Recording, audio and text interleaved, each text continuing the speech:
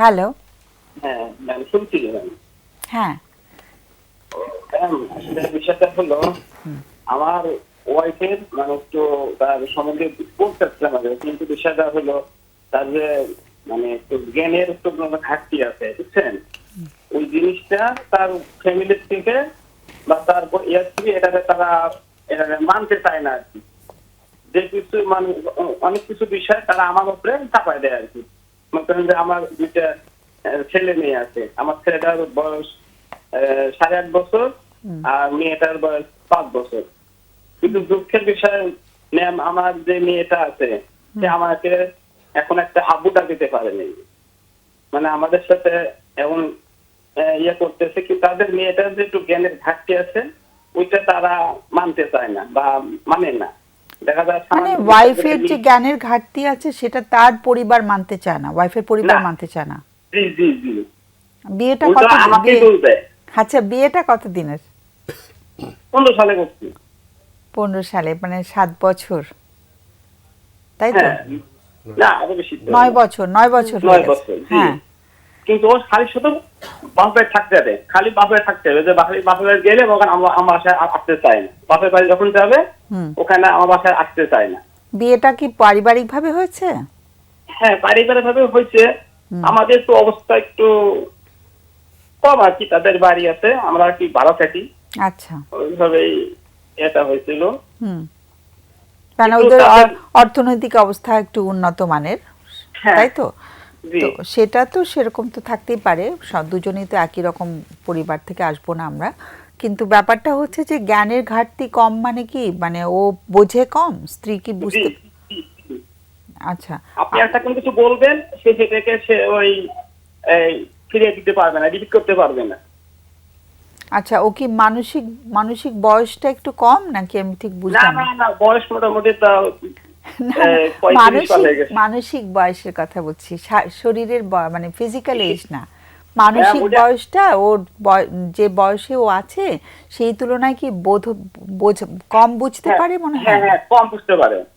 আচ্ছা। ধরেন আমাকে আমি যদি তাকে ফোন করি কিছু যদি বলতে চাই, তো পাশ থেকে তার মা বা বোন তার শিখাই দেয় যে এইটা এটা বল। আচ্ছা। কিন্তু বিষয়টা তারা এটাকে ইয়া করে না, মানে কারণ যে মানতে মানে ইয়া করে না, উল্টা আমাকে দোষ দেয় যে তুমি বোঝো না, তুমি মানে আমাকে। আমি কিন্তু ম্যাম এই অ্যাকাউন্টিং নিয়ে একটা অনার্স মাস্টার্স পাস করছি। হ্যাঁ হ্যাঁ। আমি একটা এই রুলিং মেলের আচ্ছা, অ্যাকাউন্টে ঠিক আছে, পোস্টে এত চাকরি এত করছি। বর্ণনা দেবার দরকার কিন্তু নেই। ম্যাডাম শুনুন, ওরা বলতেছে আমি বুঝি না, ওরা আমাকেই দোষ দেয়। ওনার মেয়েটা যা বুঝাইতেছে ওরা তাই বুঝিয়ে না আমার না, উপর প্রেশার কিন্তু করতেছে। মেয়েটার কথা একটু শুনতে চাচ্ছি, স্ত্রীর কথা একটু শুনতে চাচ্ছি। ওর পড়াশোনা কতটুকু? কিচ্ছু না ম্যাডাম, মানে কিচ্ছু নেই, করে নেই। ও কোনো পড়াশোনা করেনি? না না, করতেই পারেনি। ওই যে বললাম জ্ঞানের ঘাটতি, ও চেষ্টা করছে পড়ানোর জন্য, হ্যাঁ। তা করেই নিয়ে আসি। কিন্তু বিয়ের আগে দুজনের কোনো কথাবার্তা হয়নি?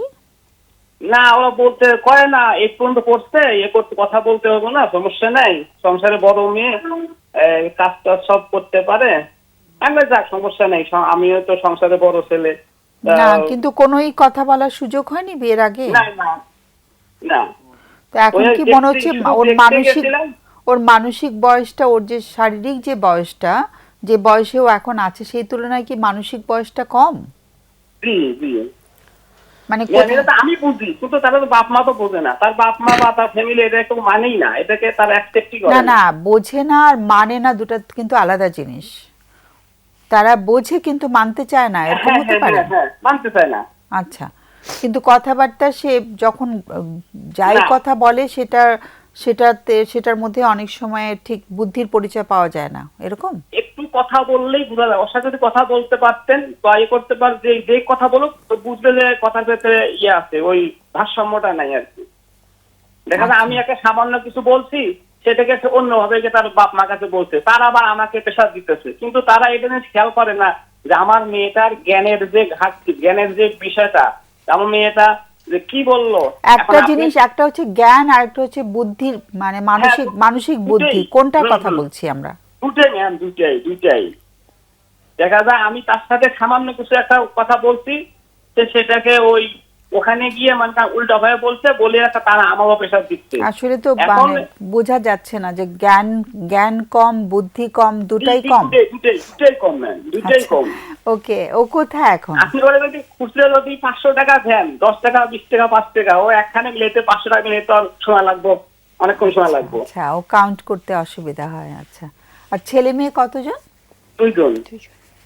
হ্যাঁ, তাহলে বিয়ের পরে টের পাওয়া যায়নি যে ও যে একটু একটু বুদ্ধির দিক থেকে কিন্তু পিছানো? ওরা ওরা কিন্তু আমার তো মানে মানে ওই পরে ইয়ে করতেছে যে ছেলে মেয়ে হলে ঠিক আছে, ছেলে মেয়ে হোক, হ্যাঁ, বা ছেলে মেয়ে ছেলে তাড়াতাড়ি মেয়ে ছেলে হলে মেয়ে তো নেওয়ার সমস্যা জন্য। আরো আমরা তৈরি বেশি করছি, তাই না? ম্যাম, আরো এখন তো সমস্যার কথা বলি নাই।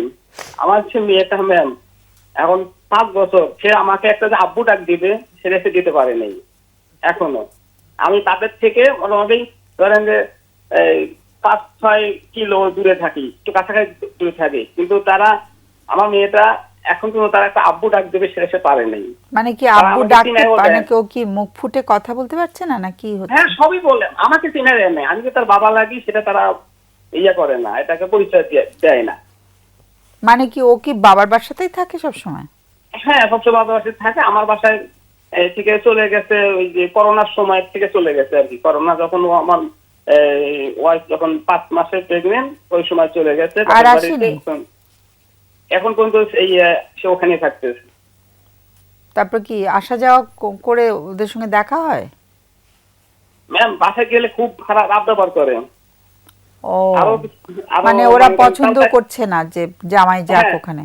হ্যাঁ, আচ্ছা, ওরা চাচ্ছে না যে আমি তাদের সাথে মানে থাকি। এখন যেটা ছেলে মেয়ে হয়ে গেছে তো তারা চাচ্ছে যে আলাদা করে দিতে আর কি। এখন যেটা ডিভোর্স দিতে আর কি। আচ্ছা, ওকে। তাহলে তো একটা বেশ, করোনা তো শেষ হয়েছে সেই 22 সনে, তো তার মানে অনেক দিন ধরেই সমস্যাটা চলছে, হ্যাঁ, প্রায় মাঝখানে 2 ম্যাম বছর ওই ধরে। 1.5 মাস, মাঝখানে 21 সালে 1.5 মাসের জন্য, 21 সালের ওই সেপ্টেম্বর মাসে 1.5 মাসের জন্য তাদের বাসায় তাদের কথা মতনই আমি মানে তাদের বাসা থেকে উঠছিলাম। ওদের তাদের সাথে আমার যে 2টা বাচ্চা হয়ে গেছে, আমি কম্প্রোমাইজ করে তাদের সাথে থাকে যাই। কিন্তু থাকতে পারি 1.5 মাস থাকতে পারছি। 1.5 মাস থাকার পরে বাসার থেকে নামাই দিচ্ছি। আচ্ছা, তো আজকে আমাদের কাছে প্রশ্নটা কি? এখন ম্যাম শুনেন, আমি মানে মানে তাদের মেয়েরা যে জ্ঞানের যে ঘাটতি আছে, বুঝের ঘাটতি আছে, ওই জিনিসটা তারা যদি ফিল করে, আচ্ছা, তাদের ওইটা তো আমাদের, মেয়েরাকে এটা যদি তো তারা প্রশ্ন। নিয়ে নেয়, না ম্যাডাম, তারা যদি তাদের মেয়েরাকে যদি ছাড়ায় নিয়ে নেয়, নেট সমস্যা নাই, কিন্তু বিষয়টা হলো এই যে আমার যে 2টা বাচ্চা, না যেটা না, তাদের আমাদের বাবা কাছে থেকে আজকে হয়ে গেল। আমাদের কাছে প্রশ্নটা কি? না, এই জিনিসটা আমি তো তারা বাপ মা, আমি না যা আচ্ছা, বলি আবার তো তারা আমরা সমস্যাই শুনছি, প্রশ্নটা শুনতে চাচ্ছি। ওইটাই ম্যাডাম, যে তারা তাদের কিভাবে বুঝাবো যে তাদের আচ্ছা মেয়েরা যে জ্ঞানের আচ্ছা, ঘাটতি আছে, প্রশ্নটা ওইটা পেয়ে বুঝাবো গেছি, কি দিয়ে? প্রশ্নটা পেয়ে গেছি। ওকে, ধন্যবাদ অনেক। তোমাদের কারো কোনো প্রশ্ন আছে চট করে? আমাদের সময় প্রায় শেষ হয়ে এসেছে। তুমি আচ্ছা, আপনার পরিবারের কেউ কি যোগাযোগ করেছিল আপনার সাথে? আপনার পরিবারের সাথে কোনো সম্পর্ক আছে? ওরা কেউ যোগাযোগ করে না, যতটুকু পারে আমি যোগাযোগ করি, আমি একটু যাই। আচ্ছা আচ্ছা হ্যাঁ, ওরা ওরা কোনোদিন ফোন দেয়ও না, মানে ওরা আগে তার ইগনোর করছে আর কি, ইগনোর। আচ্ছা, আপনার মানে ওয়াইফ যখন প্রেগনেন্ট হয়েছে, প্রথম বেবি কনসিভ করেছেন, ওই সময়ে উনি যে একদম ছোট বাচ্চাটা যখন ছিল তাকে প্রতিপালন কি করতে পেরেছেন উনি, নাকি ওই সময় এটা না, কিভাবে? ওনার তো ওনার মা আছে, ভাই আছে, সবাই ওনার ইয়ে করছে তো, মানে ওখানে বাবা ভাই থেকে পুরো হেল্প পায় আর কি। আচ্ছা ওই জন্য আমার হেল্প ছাড়াই তাদের মানে চলতে সুবিধা হয়, তো ওই জন্য আচ্ছা, সমস্যা হয়। ওনারা কি কোনো কমপ্লেইন করে যে আপনি ফাইনান্সিয়ালি ভালোভাবে সাপোর্ট দিতে পারছেন না, বা এইগুলো বিষয়ে কোনো কিছু বলেন? এইটা বলে, টাকা পয়সার বিষয়টা বলে, কিন্তু আমি যে তাদের কাছে ইয়ে করতে চাই, তাদেরকে আমার কাছে রাখতে চাই, সেটা তারা আবার প্রশ্ন মানে না। আচ্ছা, ঠিক আছে। এস্টিমেশন টাকা পয়সা দিয়ে দাও। প্রশ্ন থাকলে করে ফেলো তাড়াতাড়ি। আচ্ছা, মানে এখন ওনারা চাচ্ছে আপনার মানে সেপারেশন চাচ্ছে? হ্যাঁ হ্যাঁ হ্যাঁ, মামলাও দিয়েছে ম্যাম। আচ্ছা আচ্ছা, মামলাও দিচ্ছে। ডান, ওকে, আমরা আলোচনা করি। অনেক অনেক ধন্যবাদ ফোন করার জন্য। আমরা আমাদের Okay. অতিথিরা আলোচনা করবে, একটু আমাদের সঙ্গে আলোচনায় থাকলে শুনলে ভালো হয়, কেমন? ওকে, সামিনা আগে বলবে। আসলে উনি তো নিজের ব্যাপারে কিছু বলেনি, মামলাও দিয়েছে। উনি জানতে চাচ্ছে মানে ওই মেয়ের পরিবারের কে কিভাবে বোঝানো যায়, এটা তো আসলে সম্ভব না। উনি নিজে কি চায়, এই সময় উনি অনেক কষ্টে আছে, দুটো বাচ্চার জন্য কষ্ট হচ্ছে ওনার, উনি নিজেকে সাহায্য করতে হবে। আর যেহেতু অলরেডি মামলা দিয়েছে, মামলাটা কিভাবে কি করবে, বাচ্চাদের জন্য ওনার কষ্ট হচ্ছে, আমার মনে হয় সেই দিকেই ফোকাস দেওয়া দরকার। বাট ওই উত্তর যদি উনি খুঁজতে থাকে যে ওনাদেরকে বোঝানো যাবে, ওনারা হয়তো বোঝে, মানতে চাচ্ছে না। অনেক দিন এটা হয়ে গেছে তো। অনেক দিনের ব্যাপার তো। প্রায় 2 বছরের কাছাকাছি হয়ে গেছে। এত পরে এখন এটাকে আবার জোড়া লাগানো কিভাবে সম্ভব জানি না।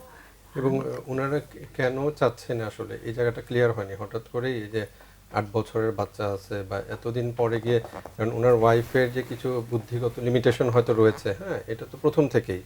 হ্যাঁ, সেটা তো আমরা একতরফা শুনছি তো, শুনেছি, হ্যাঁ। আমরা কিন্তু পরিষ্কার হতে পারবো যখন ওই পক্ষ থেকেও শুনতে পারতাম আর কি। তো সেক্ষেত্রে ওনারা আসলে কেন চাচ্ছেন সেপারেশন, এখানে আরো অনেক কারণ হয়তো, বা উনি ওনার ওয়াইফকে কিভাবে যত্ন করেন বা করেন না, বা অন্য কারোর সাথে কোনো সম্পর্কের ইস্যু, অনেক বিষয় রয়েছে যেগুলো হয়তো বা ডিটেলে প্রফেশনাল হেল্পে গেলে কথা বলে মানে অনেক দুই কিছু বের পক্ষ হবে। থেকে শুনলে মানে অনেক সময় স্বামী স্ত্রী যখন দুজনেই আমাদের সাথে কথা বলে তখন আমরা খুব সুযোগ পাই এটা জানার, কারণ দুপক্ষের ইয়েটা নেগেটিভটা কিন্তু ভিন্ন হয় আর ভিন্ন কি। হয়। এবং এখানে একটা আইনগত বিষয় রয়েছে যেটা কাউন্সিলিং এর সাথে সাথে আইনজ্ঞের পরামর্শেরও দরকার, আসলে কেন কি চাচ্ছে, কিভাবে কোন প্রক্রিয়া দিয়ে হবে সেটাই তো, যেটা এখন একমাত্র হাজবেন্ডের যেটা অপশন সামনে খোলা আছে যে আইনজ্ঞের সাথে কথা বলে জিনিসটা, মানে আইনজ্ঞ যেটা বলেন, এখন ওরা তো চাচ্ছে সেপারেশন।